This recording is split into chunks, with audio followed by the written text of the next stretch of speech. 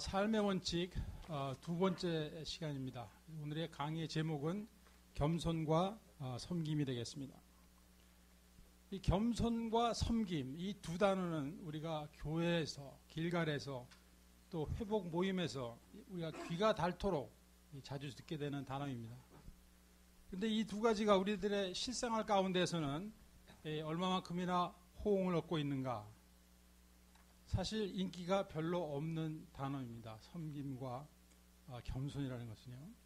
그래서 이번 강의를 통해서 이 계기를 마련하기를 바랍니다. 우리 삶의 기본 원칙에 그 방침에 변화가 오기를 기대합니다. 우리 현대 사회는 자유경쟁 시대입니다. 그래서 다른 사람들보다 앞서가려면 내가 더 튀는 수밖에 없는 것 같이 보이는 세상입니다. 이번에 이제 올림픽 축구 중계방송들 보신 분들 계시겠는데요. 제가 그걸 보면서 이 공을 서로 다투는 이 선수들 밀고 차고 상대방 발도 걸고 때로는 이 팔꿈치로 얼굴도 때리고 그러더라고요. 근데 그것을 보면서 그런 생각을 했어요. 이 세상살이도 이와 비슷한 것 같다. 나의 경쟁자보다 내가 앞서가기 위해서는 그래서 우리가 계획을 세웁니다. 근데 그 계획을 가만히 뜯어보면은 이 페어한 게임이 아닌 경우가 참 많아요. 그래서 우리 신앙생활하는 분들도 자신도 모르는 사이에 이와 같은 것들, 이 페어 게임이 아닌 것들도 이 생존 경쟁이라는 그런 핑계로 스스로 정당화시키면서 이렇게 살아가는 것입니다. 그리고 우리 교회 안팎에서 생기는 문제들, 이 갈등들이 이제는 세상에 쉽게 뉴스가 되죠. 조롱거리가 되고 있습니다. 이러한 것들은 물론 하나님의 뜻이 아니죠.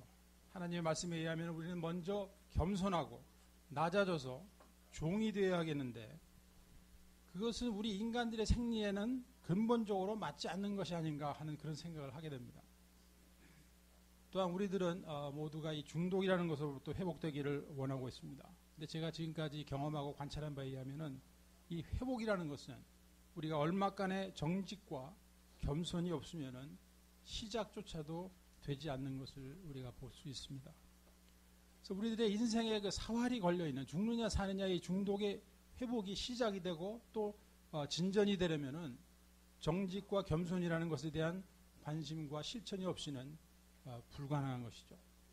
그래서 제가 그런 결론을 내렸습니다. 오래전에 이 중독이라는 것은 저희들이 싫어할 수밖에 없게 된 것이지만은 우리들에게는 위장된 축복이라 하는 그런 생각을 하게 됐어요. 왜냐하면 우리는 보통 응급상태가 아니면 무슨 일을 잘 안 하는 스타일인 사람들이 많거든요. 중독자 가운데. 근데 우리는 살아남기 위해서 회복을 해야 되는데 살아남기 위해서라면은 살아남기 위해서 우리가 겸손해져야 한다. 그렇게 되면은 그것이 고통이 아니고 위장된 축복이라 이 말씀입니다. 왜냐하면 하나님의 세계에서는 겸손 그 자체가 축복인 것입니다. 우리 예수님께서 이 땅에 오셔서 목수의 아들로서 30년을 사셨습니다. 그분은 사역을 시작하기 전에 세례 요한을 찾아오셔가지고 세례를 받으셨습니다. 우리 세례 요한은 그 족보를 보면은 예수님의 친척이에요. 왜냐하면 세례 요한의 어머니 그 엘리사벳은 예수님의 어머니 마리아하고 친척이기 때문에 그렇습니다. 그리고 이 두 분 세례 요한과 예수님과의 그 출생 경위를 보면은 공통점이 있어요. 그래서 뭐냐면 천사가 다 양쪽에 다 오셔서 잉태할 것을 알려줬어요. 그리고 아기 이름까지 지어줬단 말입니다. 근데 다른 점은 무엇인가? 예수님께서는 마리아의 성령으로 인한 잉태로 태어나셨고 세례 요한은 그 어머니 엘리사벳은 나이가 많이 드셨어요. 그래서 이제 포기를 하고 계셨는데 이제 기적적으로 잉태가 된 것이죠. 그런데 예수님께서 칭찬하시기를 이 세례 요한은 여자가 낳은 자 중에서 제일 큰 자라고 말씀하셨어요. 여러분 이건 보통 칭찬이 아닙니다. 그래서 왜 그런 칭찬을 하셨을까를 생각해 볼 수밖에 없어요. 여러분 우리 성경 구약 성경이 있고 신약 성경이 있는데 한마디로 농축해서 말씀드리면 구약 성경은 앞으로 오실 메시아를 증거하고 있는 것이 목적입니다. 그리고 신약 성경은 이미 오신 그 메시아를 증거하고 있습니다. 그런데 그 큰 둘 사이에서 예수님을 직접 소개한 사람이 세례 요한인 것입니다. 세례 요한은 예수님을 가르쳐서 보라 세상 죄를 지고 가는 어린 양이로다 라고 예수님께서 메시아이심을 소개할 수 있는, 직접 소개할 수 있는 그 특권을 받았는데요. 이것은 보통 축복이 아닌 것입니다. 그런데 그 이유 때문에 가장 큰 자로 불림을 받았을까요? 저는 다른 이유들이 더 있다고 생각해서 몇 가지로 정리를 해봤습니다. 세례 요한이 활동하고 있을 때는 그 가르침을 받으려고 따르는 사람도 꽤 많이 있었습니다. 그리고 어떤 사람들은 혹시 이 사람이 메시아인가, 오실 메시아인가 하고 생각하는 사람들도 상당히 많은 숫자가 있었습니다. 그런데 그는 그런 것들에 현혹되질 않았어요. 예수님 앞에서 완전히 겸손한 자에서 그의 자기의 본분을 지켰습니다. 그래서 가장 큰 자로 칭찬을 받게 된 것인가 아닌가 이렇게 생각했습니다. 그래서 그는 자신의 역할이 무엇인가를 확실하게 깨닫고 있었어요. 그래서 언제 무대에 등장해서 언제 막 뒤로 사라져야 하는지를 철저히 알고 행한 사람이었습니다. 누가복음 3장 16절 말씀입니다. 요한이 모든 사람에게 대답하여 가로되 나는 물로 너희에게 세례를 주거니와 나보다 능력이 많으신 이가 오시나니 나는 그 신들매를 풀기도 감당치 못하겠노라. 그는 성령과 불로 우리에게 세례를 주실 것이요. 그러니까 세례 요한이 뭐라 하냐면 나는 예수님께서 신고 다니시는 신발끈을 풀어드리는 일조차 할 만한 인물이 못 된다는 것입니다. 그리고 나는 지금 물로 세례를 주고 있지만 그분은 오시면 성령으로 불로 세례를 주실 분이라는 것입니다. 요한복음 3장 30절 말씀입니다. 그는 흥하여야 되겠고 나는 쇠하여야 하리라. 그러니까 그분이 주인공이고 나는 엑스트라라는 말씀입니다. 이 이야기를 누구한테 한 것이냐면은 세례 요한이 혹시 메시아인가 하고 그런 생각을 하고 따라다니는 사람들한테 한 말입니다. 그는 흥해야 되고 나는 쇠하리라. 그러니까 나를 따라다니지 말라는 말씀인 것입니다. 그래서 세례 요한을 칭찬하신 이유를 저는 이 겸손과 섬김 때문인 것으로 믿고 있고 이것이 오늘의 강의의 제목이기도 합니다. 요한은 예수님께서 자기에게 세례를 받으러 나오신 것을 보고 내가 당신에게 세례를 받아야 하는데 어찌 내게로 오십니까? 라고 말했습니다. 그 세례 요한에 처해진 그 난처한 입장을 이해할 수 있어요. 세례 요한은 이분이 메시아인 것을 알고 있었거든요. 만약에 여러분이 섬기는 교회 담임 목사님께서 이렇게 말씀하신다고 가정해 보세요. 집사님, 그러니까 목사님 말씀이에요. 내가 어렸을 때 그냥 믿음이 없이 세례를 받았는데 지금 좀 다시 받고 싶으니까 집사님이 내게 세례를 주실 수 있겠습니까? 이렇게 질문하시면 뭐라겠어요? 절대로 저는 안 됩니다라고 대답하실 분이 대부분일 거란 말이죠. 그런데 우리 이 세례 요한은 메시아를 세례를 주는 일을 순종으로 겸손하게 받아들이고 실행을 했어요. 이 순종이라는 것은 겸손한 사람들의 자연적인 행동이라고 생각합니다. 그래서 이 겸손이 그가 큰 자로 불리게 된 가장 큰 이유일 것 같습니다. 그리고 그 세례를 베풀 때 하늘이 열리고 성령이 임하십니다. 그와 함께 소리가 들렸죠. 이는 내 사랑하는 아들이요 내 기뻐하는 자라. 그러니까 하나님 아버지로부터 예수님에 대한 어프루벌이 떨어지는 것입니다. 이제부터 이 아들이 말하는 것이 내가 하는 말이요 이 아들이 행하는 것이 내가 행하는 것이라는 그런 어프루벌이에요. 그래서 이 은혜 시대의 그 커튼을 열고 메시아 우리 예수님을 소개할 수 있는 일이 어찌 작은 사명이겠습니까? 하늘나라에서 큰 자의 사명이라고 믿습니다. 세례를 받으시고 우리 주님께서는 광야로 나가셔서 40일 동안 금식하시고 마귀의 시험을 물리치십니다. 그리고 회개하라 천국이 가까우느니라 선포하시면서 공생애를 시작하십니다. 그러니까 우리도 무엇을 시작하기 전에 그것이 새해가 됐든 하루를 시작할 때에든 학교나 직장이나 사업이나 봉사나 무엇이든지 우리가 먼저 우리 자신을 하나님께 드리고 시작하기를 원합니다. 그래서 그분께서 내리시는 그 은혜로 성령의 충만함을 받고 하나님께서 인정하시고 기뻐하시는 그런 삶을 살아가기를 원합니다. 우리를 노예로 만들고자 하는 그 마귀의 시험을 사정없이 물리쳐버리고 승리하시기를 소원합니다. 나는 안 돼 하는 생각 많이 하면서 살았습니다. 저도. 그러한 멘탈리티에서 우리가 나와서 하나님께서 함께 하시면 능치 못할 일이 없다는 것을 믿으시면서 행동을 옮기실 때 우리가 하나님의 역사를 체험하시게 될 것을 믿습니다. 오늘 이제 곧 소개해드릴 그 오늘 강의의 본문 말씀은 요한복음 13장 그 초반에 나오는 말씀인데요. 우리 예수님의 그 공생애는 12장에서 마무리 단계로 들어가는 것을 볼 수가 있습니다.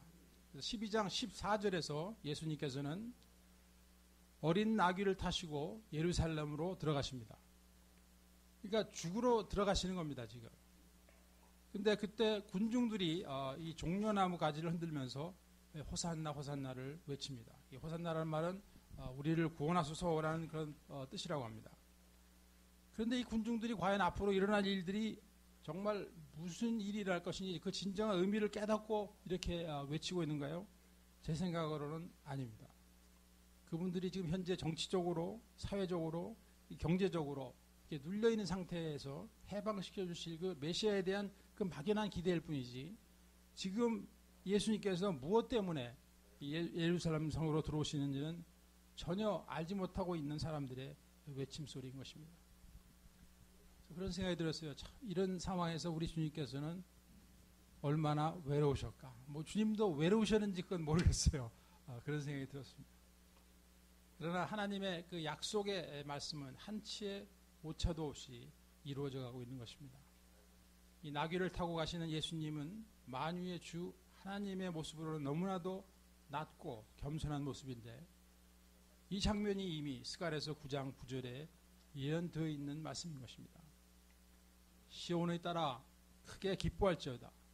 예루살렘에 따라 즐거이 부를지어다. 보라, 내 왕이 내게 임하나니 그는 공의로우며 구원을 베풀며 겸손하여서 나귀를 타나니 나귀의 작은 것 곧 나귀 새끼니라.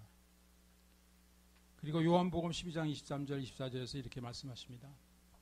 예수께서 대답하여 가라사대 인자의 영광을 얻을 때가 왔도다.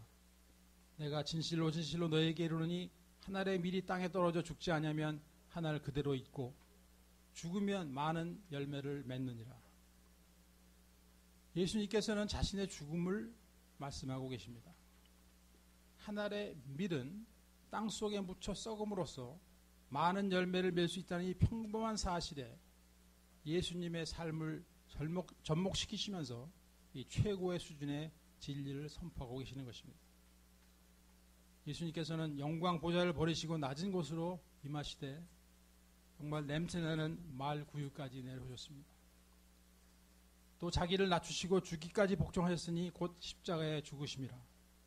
인류를 구원하시기 위해 가장 수치스럽고 가장 고통스러운 죽음, 이 십자가의 죽으심까지 내려가셨을 것입니다. 우리 사랑하는 길가 식구 여러분, 물이 낮은 곳으로 모이듯이 하나님의 은혜는 겸손한 자의 심령에 임하고 머무르는 것을 믿으시기 바랍니다. 이 십자가의 처형을 기다리는 긴장 속에서 우리 주님께서는 3년 전 공생애를 처음 시작할 때와 같이 처음 시작할 때 제자들을 부르시고 그들과 내내 함께 계셨듯이 이 얼마 남지 않은 그 마지막 시간도 이 사랑하는 제자들과 함께하고 계십니다. 그리고 요한복음 10장에서 17장에 이르기까지 주옥 같은 그 생명의 말씀으로 그들에게 전하고 계신 것을 볼 수 있습니다. 내가 너희를 사랑한 것 같이 너희도 서로 사랑하라. 너희가 서로 사랑하면 이로써 모든 사람이 너희가 내 제자인 줄 알리라. 이 사랑을 말씀하고 계십니다. 내가 너희를 위하여 초소를 예배하러 가노니 이 천국을 말씀하고 계십니다. 내가 길이요 진리요 생명이니 나를 말미암지 않고는 아버지께로 올 자가 없느니라. 구원은 오직 예수님을 통해서 이루어진다고 말씀하고 계십니다. 나는 포도나무요 너희는 가지니. 예수님 안에서 우리가 맺어지는 열매를 말씀하십니다. 그리고 보혜사 성령께서 오실 것을 약속하십니다. 여기서 우리는 제자들을 향하신 지극하신 주님의 사랑을 읽을 수가 있고, 서로를 사랑하며 믿음을 지켜나가면서 예수님의 제자로서의 열매를 맺어가기를 원하시는 우리 주님의 간절하신 심정을 느낄 수가 있습니다. 이 복음은 이제 제자들의 손에 맡겨져야 하는 때가 오고 있는데 이들은 아직도 오합지졸인 것입니다. 얼마 전까지만 해도 제자들 사이에서 누가 더 큰 자이냐 하는 이슈로 다툼이 일어나려고 하는 때가 있었습니다. 그때 너희 중에는 그렇지 아니하니 너희 중에 누구든지 크고자 하는 자는 너희를 섬기는 자가 되고 너희 중에 누구든지 으뜸이 되고자 하는 자는 모든 사람의 종이 되어야 하리라 라고 말씀하시고, 바로 인자에 온 것은 섬길 받으려 함이 아니라 도리어 섬기려 하고 자기 목숨을 많은 사람의 대속물로 주려 함이니라 라고 말씀하시면서 섬김과 겸손에 대해서 이미 가르치신 적이 있습니다.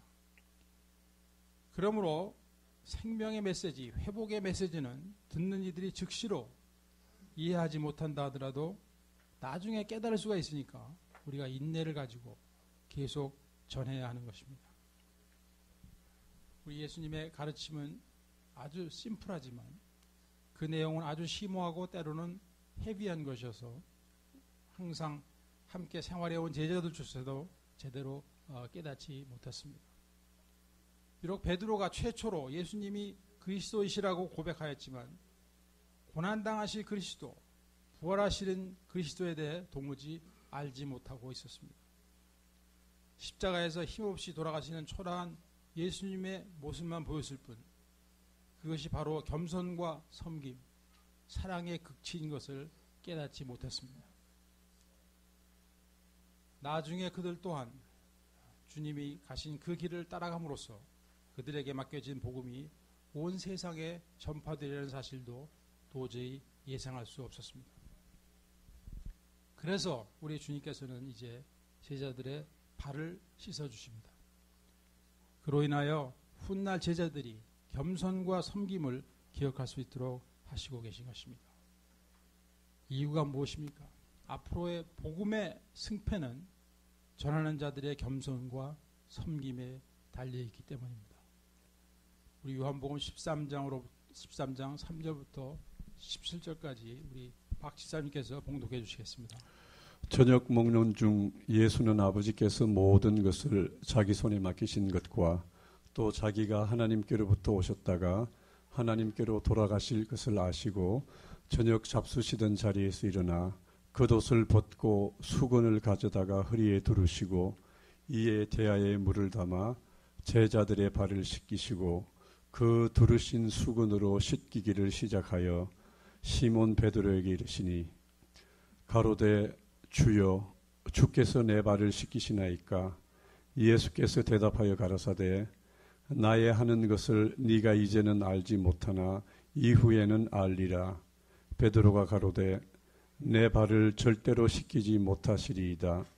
예수께서 대답하시되 내가 너를 씻기지 아니하면 네가 나와 상관이 없느니라.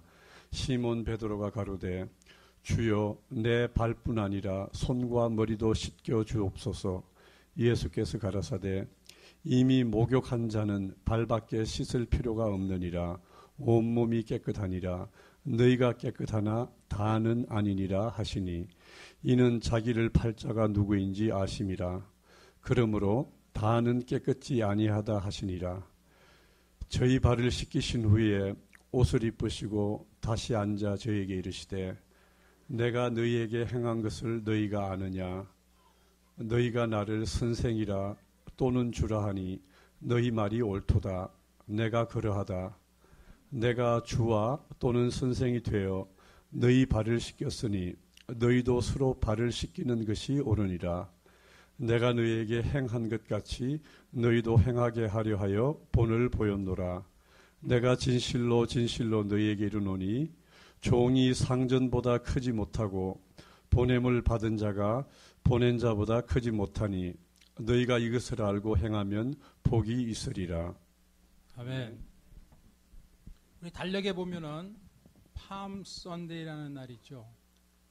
이날은 예수님께서 나귀를 타시고 예루살렘에 입성하실 때 그 사람들이 그 종려나무까지 그 팜트리 그 가지를 이렇게 흔들면서 이 호산나 호산나를 외친 날입니다. 그래서 그날 이제 그때부터 이제 고난 주간이 시작되죠. 그리고 패스오버, 그러니까 유월절이 있죠. 이날은 아시는 대로 이스라엘 그 민족이 애굽에서 노예 생활을 하고 있다가 해방돼서 나오는 때가 있죠. 그래서 그때 그 하늘에서 내리는 재앙이 있었는데요. 그 재앙 중에서 애굽 땅에서 태어난 모든 장자가 죽는 그런 것이 있었습니다. 그때 그 같은 땅에 살고 있던 그 이스라엘 민족들이 그것을 피할 수 있는 처방을 하나님으로부터 미리 받았어요. 그 처방은 무엇이냐면 양을 죽여서 그 피를 그 문설주에 바르면은 그 재앙이 그 집을 그냥 지나가는 거죠. 그래서 그냥 지나갔다 해서 패스오버입니다. 유월절이라고 부르게 되었습니다. 그런데 바로 그 절기에 우리 예수님께서 십자가에서 피를 흘리시며 돌아가심으로써 친히 그 유월절의 제물, 그 어린 양이 되신 것입니다. 그래서 그 피로 영원한 사망이 우리 앞을 그냥 지나가고 우리가 구원을 받아서 영생을 얻게 된 것입니다. 그래서 그 유월절 만찬이 바로 그 제자들과 가지신 그 최후의 만찬인 것입니다. 그때 우리 주님께서 이 두 가지 일을 하십니다. 첫째가 성찬식입니다. 그때는 성찬식이라고 부르지 않았죠. 지금 이제 성찬식인데 떡을 떼어서 제자들에게 주시면서 이것은 나의 살이다. 잔에 포도주를 주시면서 이것은 나의 피다. 그래서 항상 이것을 먹고 마실 때마다 나를 기억하라고 말씀하십니다. 이때 제자들은 물론 이 말씀이 무슨 뜻인지 알지를 못했습니다.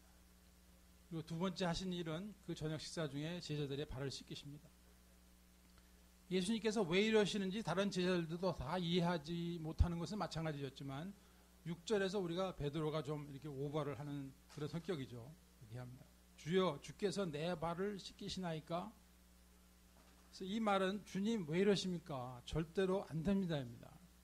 우리 킹 제임스 버전에 이렇게 되어 있어요. You shall never wash my feet. 강력하게 반대하는 거죠. 그래서 베드로는 왜 이런 반응을 보였을까? 이 상상을 좀 해보겠습니다. 첫째로 이런 생각을 할 수 있어요. 아니 선생님께서 어떻게 학생의 발을 씻으십니까? 하는 생각이죠. 그러니까 우리가 상식과 이 고정관념만 가지고는 영적인 세계를 이해하기가 불가능하다는 것을 다시 한번 이 장면에서 확인합니다. 두 번째로 아니 예수님께서는 나한테 신세를 지신 게 아무것도 없는데 내가 이런 대접을 받을 수 없다는 생각이 될 수가 있어요. 그러니까 우리가 논리적이고 계산적인 경우에는 우리가 겸손해지거나 이게 순종하는 것이 불가능하게 되는 것 같아요. 그래서 7절에서 예수님께서 말씀하십니다. 예수께서 대답하여 가라사대 나의 하는 것을 내가 이제는 알지 못하나 이후에는 알리라. 그냥 나의 섬김을 먼저 받으라 하시는 거예요. 예수님의 명령. 여러분 섬김을 받아본 사람들이 섬길 수 있는 것이라고 저는 생각합니다. 그래서 그것이 예수님께서 이렇게 하고 계시는 이유 중에 하나예요. 제가 경험한 그러니까 뚜레스에서 보면은 캔디데이트가 가서 먼저 섬김을 받고 그들이 내려와서 나중에 섬기는 이 팀 멤버가 되는 것입니다.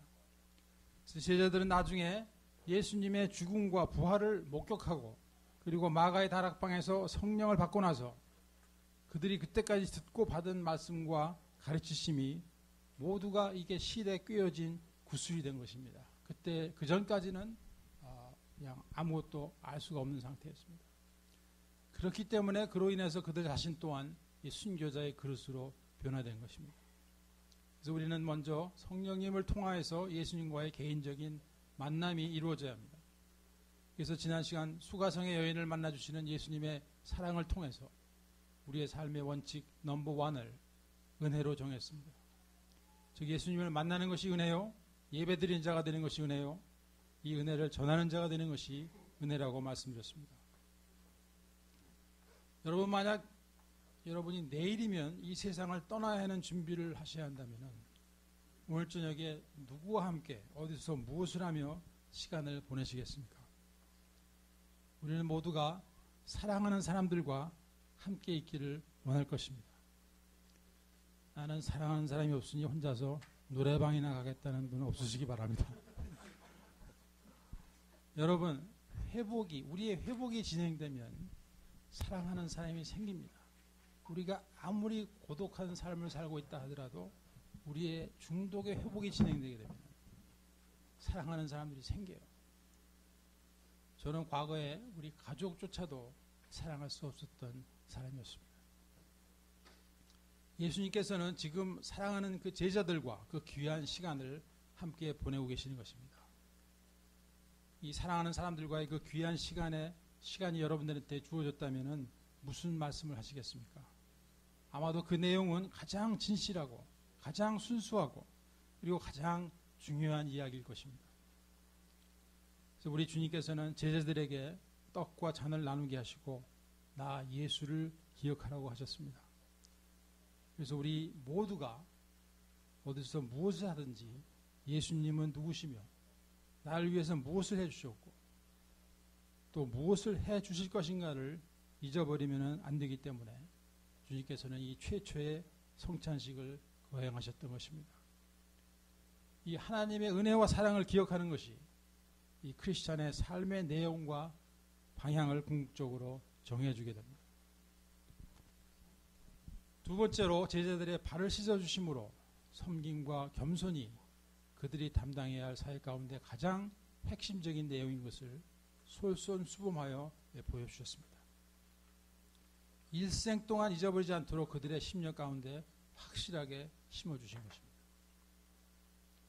근데 제가 이 강의를 준비하다가 갑자기 이런 생각이 들었습니다. 손을 씻어주셔도 되는데 왜 발을 택하셨을까? 그래서 이 발에 대한 묵상이 시작됐습니다. 그래서 저는 이제부터 내 발을 좀 대접을 잘해줘야 되겠다 하는 생각을 하게 됐어요. 여러분이 발은 우리 지체에서 가장 낮은 데 있죠. 낮은 데. 그리고 일생 동안 이 온몸을 받쳐주고 있는 그 역할을 하는 게 발의 역할입니다. 이 냄새나는 양말이나 신발 속에 갇혀서 자기 모습은 한번 제대로 드러내 보일 그런 기회가 별로 없어요. 그런데 이 발은 나를 지금까지 60여 년 동안 떠받들고 있었구나 하는 생각을 하니까 감동이 오더라고요. 사랑하는 길가시고 여러분, 우리 예수님께서는 하나님이신데 이 세상에서 발바닥같이 사신 분이에요. 그리고 그 당시 종들이 하는 일, 이 더럽고 냄새나는 제자들의 발까지 씻어주시는 일을 함으로써 겸손과 섬김을 그들이 기억하도록 해주신 것입니다. 여러분, 아담과 하와가 이 범죄한 순간부터 이 구원의 복음은 하나님의 가슴 속에서 있어 왔습니다. 그리고 때가 이름에 그 복음이 드디어 이 땅 위에 예수님의 피로 뿌려지게 될 것이고 그 복음을 전할 책임을 맡은 사람은 현재 이 제자들 뿐인 것입니다. 이 엄청난 하나님의 나라의 진리를 지난 3년 동안 함께 지내면서 가르쳤는데 아직까지는 너무나도 부족한 제자들인 것입니다. 그들에게 이 복음이 넘겨주는 이 순간에 이르러 이 세족을 마치시고 주님께서는 12절에서 내가 너희에게 행한 것을 너희가 아느냐라고 물으십니다. 그리고 14절, 15절에서 그 질문의 답변을 부탁의 말씀으로 대신해 주십니다. 내가 주와 또는 선생이 되어 너희 발을 씻겼으니 너희도 서로 발을 씻는 것이 옳으니라. 내가 너희에게 행한 것 같이 너희도 행하게 하려 하여 본을 보였노라. 서로 사랑하고 낮아져서 섬기라는 말씀입니다. 예수님께서 머리에 안수하시는 대신에 제자들의 발을 씻겨줌으로 발에 안수해 주셨다고 하는 생각이 들었어요. 그러니까 크리스찬의 권위는 머리에 있지 아니하고 발에 있다는 말씀입니다. 지도자의 자세는 권위가 아니라 섬김인 것을 그때 못 박으셨습니다. 그래서 너희들은 발과 같이 살아라. 종이 되어 섬겨라 하는 말씀입니다. 그래서 예수님께서는 16절, 17절에서 내가 진실로 진실로 너희에게 이르노니 종이 상전보다 크지 못하고 보냄을 받은 자가 보낸 자보다 크지 못하니 너희가 이것을 알고 행하면 복이 있으리라 라고 말씀하십니다.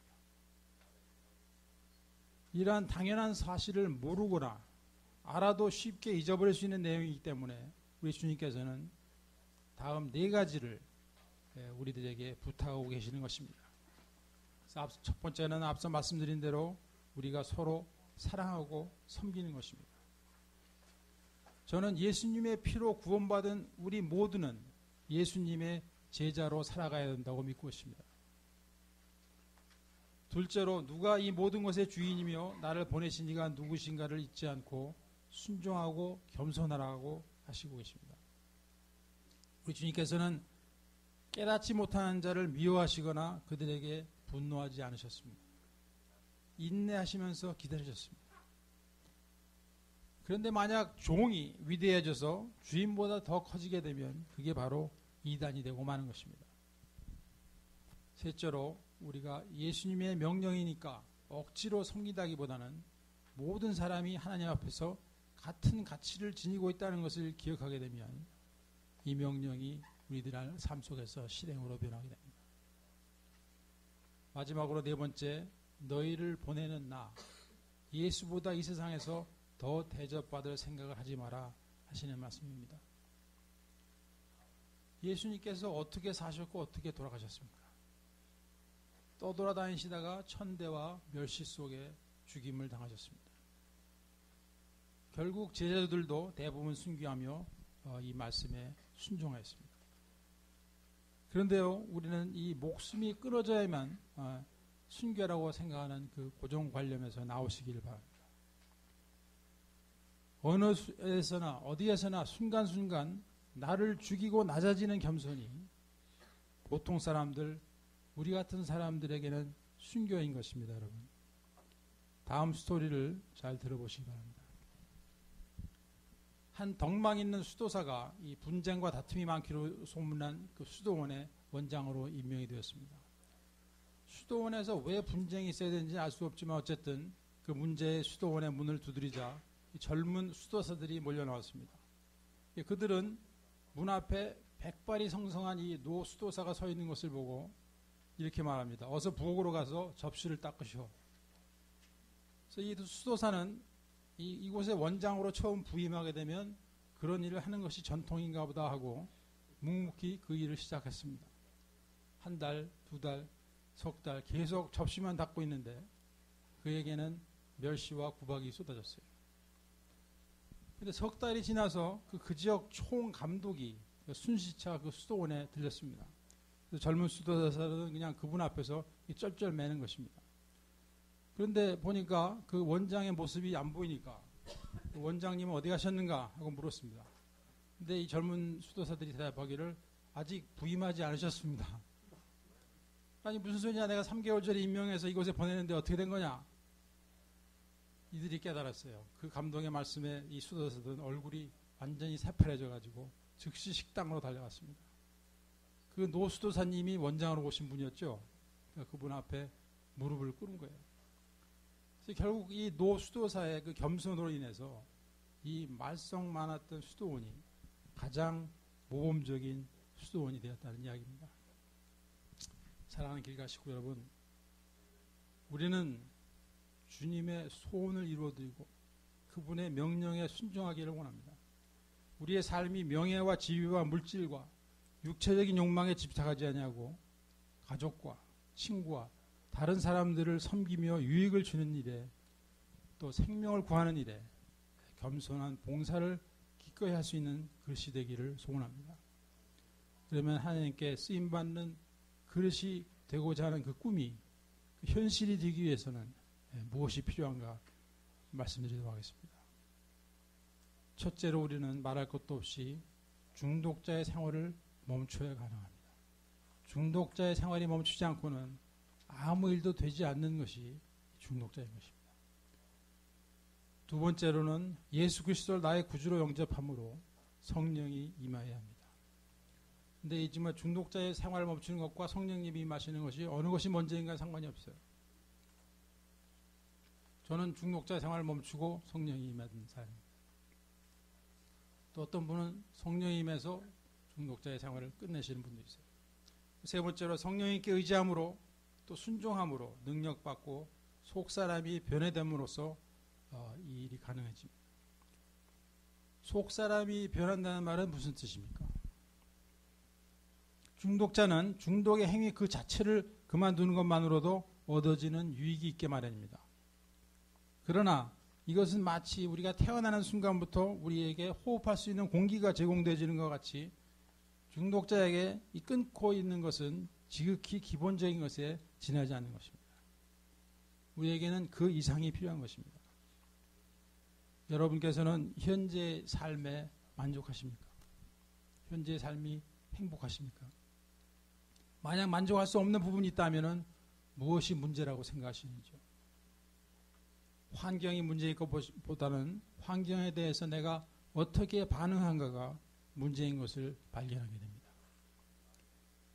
우리는 보다 성숙하게 됨으로 인해서 환경을 뛰어넘을 수 있게 되고 우리의 삶 속에 열매가 맺어가고 있는 것을 깨닫게 되고 감사하게 됩니다.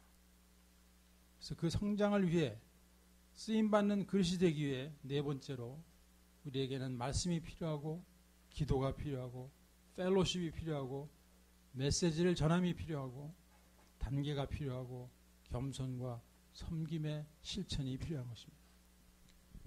여러분, 재발은 결국 겸손이 사라짐으로 인해 일어나는 사건인 것입니다. 우리 모두가 겸손과 섬김의 길을 기쁨으로 함께 가게 되기를 간절히 소원합니다. 아멘. 네, 오늘 강의 여기서 마치기로 하고요. 다음 시간에는 열매 맺는 삶에 대해서 말씀드리도록 하겠습니다. 감사합니다.